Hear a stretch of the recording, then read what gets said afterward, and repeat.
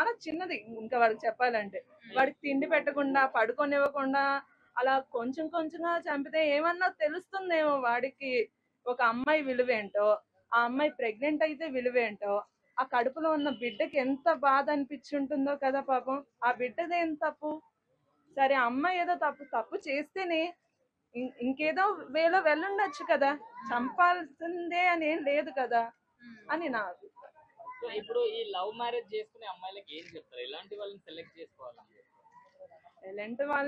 ఎలాంటి వాళ్ళని సెలెక్ట్ చేసుకోవాలి అని అంటే, ఏదో ఒక 4 సార్లు ఐ లవ్ యూ చెప్పేస్తే కుదరదు.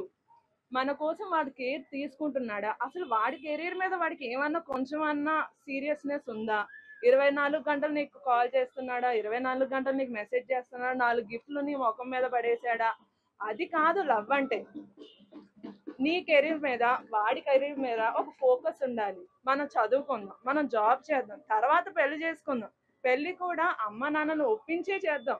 వాళ్ళు ఒప్పించుకోకపోతే పెళ్ళే చేసుకోవద్దు, కానీ ఒప్పించే చేద్దాం. ఎందుకంటే సరే నువ్వు ఎంత లవ్ చేసావు, సిన్సియర్గా లవ్ చేసావు, రేపు పొద్దున్న నీకు పెళ్ళి అయ్యింది, నీకు ఒక కష్టం వచ్చింది. ఇప్పుడు ఒక ప్రెగ్నెంట్ లేడీ పిల్లల్ని కన్నాక ఆమె సిచ్యువేషన్ ఎలా ఉంటుందంటే, పోస్ట్ మార్టం డిప్రెషన్ అనేది ఒకటి ఉంటుంది. ఒక 6 నెలలు అన్న తనకు ఒక తోడు ఉండాలి. నువ్వు నీ మొగుడు పక్క పక్కన కూర్చొని పిల్లల్ని నేను చూసుకోవాలి. అటు ఒక ఫ్యూచర్ ఉంది. నువ్వు డబ్బులు సంపాదించి ఆ బిడ్డని చూసుకోవాలి, నీ వైఫ్ని చూసుకోవాలి అన్నప్పుడు కనీసం అమ్మ నాన్నల సపోర్ట్ ఉండాలి. అది అది మెయిన్ గుర్తుపెట్టుకోవాలి. నువ్వు లవ్ చేసేస్తా వాడు ఏదో చూసేసుకుంటాడంటే చూస్తాడు, ఎంతవరకు చూడగలడు? వాడి ఫ్యూచర్ వాడికి ఉంటుంది కదా. నీకు డబ్బులు తెచ్చి వాడు పెట్టాలి, నీ బిడ్డకు డబ్బులు తెచ్చి పెట్టాలి అన్నప్పుడు నువ్వు ఒకసారి ఆలోచించు, నాకంటూ ఎవరున్నారు? నా మొగుడు కాకుండా నా పక్కన నా ఫ్యామిలీ ఉండాలి. నా ఫ్యామిలీ ఉంటే నాకంటూ ఒక సపోర్ట్ ఉంటుంది, నా పుట్టే వాళ్ళకు ఒక సపోర్ట్ ఉంటుంది. అట్లీస్ట్ ఆ పెద్ద అయ్యే వరకైనా కొడుకు కూతురు ఒక పెద్ద అయ్యే వరకైనా వాళ్ళకి ఒక సపోర్ట్ ఉండాలి. అంటే నువ్వు నీ ఫ్యామిలీని ఒప్పించు. ఒప్పించుకునే పెళ్లి చేసుకుని పెళ్లి చేసుకోవడం మానే. అంతేగాని అమ్మ నాన్న వాళ్ళ పాప నీ మీద ఎన్నో ఆశలు పెట్టుకునే కదా పెంచుంటారు, చిన్నప్పటి నుంచి పెంచుంటారు కదా. నీకు తిండి పెట్టి, నీకు చదివించి, నిన్ను ఎంతో ప్రేమగా చూసుకొని, ఎంతో మందిని దాటుకొని నిన్ను ఇంత పెద్ద దాన్ని చేసినప్పుడు వాళ్ళు వద్దు అన్నప్పుడు ఎందుకు వద్దని ఆలోచించు. నాన్న వీడు ఇంత మంచోడు, ఎందుకు మంచోడు అని చూపించు.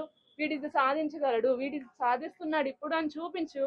నువ్వేం చేయగలవో చూపించు. నీకు ఒక దారి ఉందని చూపించు, వాడికి ఒక దారి ఉందని చూపించు. ఇలా ఎలాగో అయినా ఒప్పించు, లేదా పెళ్లి చేసుకోవడం మానే. అంతేగాని అమ్మ నాన్నలు దాటుకొని బతికేస్తాను అంటే నీ గ్రాసరీస్ బిల్లు కూడా నువ్వు కట్టుకోలేవు. అది జీవితం. జీవితం అనేది ఒక శూన్యంలో బతికేద్దాం అంటేనే వెళ్ళు అలా. లేకపోతే అమ్మ నాన్నల్ని ఎదిరించి పెళ్లి చేసేసుకుంటే ఏం ఉండదు అక్కడ. లవ్ మ్యారేజ్ చేసుకున్నప్పుడు వానికి బుద్ధి ఉండాలి అసలు.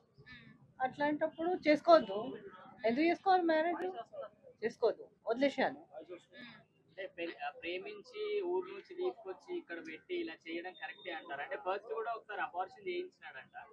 సో ఇది సెకండ్ టైం అయ్యేసరికి 5 months ప్రెగ్నెంట్ ఆమె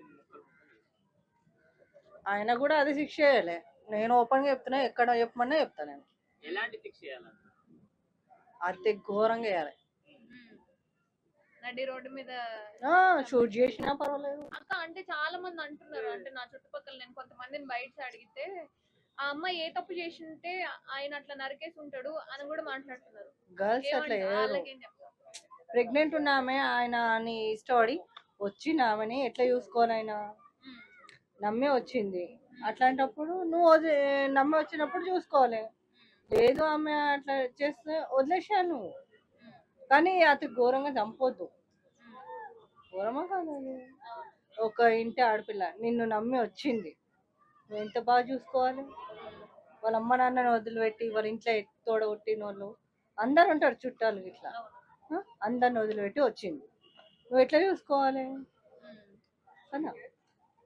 అది కూడా అంటే ఆల్రెడీ ఒక అబార్షన్ చేయించి ఇంకోసారి 5 నెలలు ఉండగా ముక్కలు కట్ చేసి ఆ మొండాన్ని ఇంట్లో పెట్టుకొని మరి ఇంత సైకోయిజంగా ఎందుకు మారుతున్నారంట?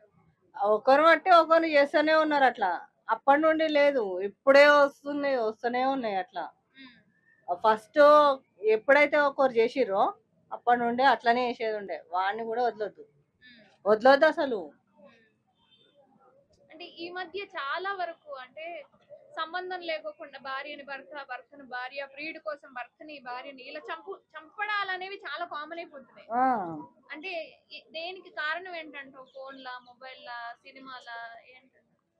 ఫోన్లో అంటే కామన్ గా ఎవరో ఒకరు ఫోన్ మాట్లాడతారు, వీళ్ళకి డౌట్ వస్తుంది అబ్బాయి వాళ్ళకి. ఆ అబ్బాయిలు వాళ్ళు ఫోన్ చేసినప్పుడు అమ్మాయి వాళ్ళకి డౌట్ వస్తుంది. ఇద్దరు ఒక అండర్స్టాండింగ్ అనేది ఉండాలి కదా. అండర్స్టాండింగ్ లేకపోతే లేకపోతే ఇట్లా అవుతుంది. సో వాడిని మాత్రం కఠినంగా శిక్షించాలి. ఉమ్. ఇప్పుడు అమ్మాయిలు ప్రేమించే అమ్మాయిలకి ఏం చెప్తారు? అంటే ప్రేమించి ఇల్లు వదిలేసి వచ్చే అమ్మాయిలకి ఏం చెప్తారు? అదే నేను చెప్పేది ఏంటంటే వాళ్ళ ఇష్టపడిన వాళ్ళు వాళ్ళు చేసుకుంటారు కదా. అది మన దాంట్లో మనకేమో సంబంధం అంటే ఉంటుంది. అబ్బాయిలను సెలెక్ట్ చేసుకునే దాంట్లో జాగ్రత్తగా ఉండాలి. అబ్బాయిలు జాగ్రత్తగా ఉండాలి, అమ్మాయిలు జాగ్రత్తగా ఉండాలి. ఆ ఇంట్లో ఇద్దరిని ఒప్పియాలి. అక్కడ అమ్మ నాన్నని ఒప్పియాలి, ఇక్కడ వీళ్ళ అమ్మ నాన్నని ఒప్పియాలి. ఒప్పించి పెళ్లి చేసుకోవాలి. నా ఒపీనియన్ అయితే అదే. ఒప్పియకుండా చేసుకుంటే ప్రాబ్లం అవుతుంది. అవుతుంది పక్క. అప్పుడు మనకు ఒక సెక్యూరిటీ ఉంటది. ఒప్పించి చేసుకునేది సెక్యూరిటీ ఉంటది కదా. చేసుకోకుండా ఏదో గుడిలో పోయి చేసుకున్నాం, ఆడ గోపురాలు వేసుకున్నాం, ఇంట్లో వేసుకున్నాం, అందులో వేసుకున్నాం, అది కాదు. నలుగురిని పెట్టి చేసుకునేది అదే గొప్ప. అడుగుతారు వచ్చి, ఎందుకు నువ్వు ఇట్లా చేసినావు ఏంది అని కదా. అంతే కదా. సో పెద్దోళ్ళు ఉంటారు. ఇట్లా సంబంధం లేకుండా ఉన్నాయంటే ఇట్లాంటి అరాచకాలు జరుగుతాయి. అప్పుడు దేనికి అమ్మ నాన్న ఇటు రారు అటు రారు. ఏంటంటే అమ్మ నాన్నకు ఒక ఏడుపు ఒక్కటే మిగులు.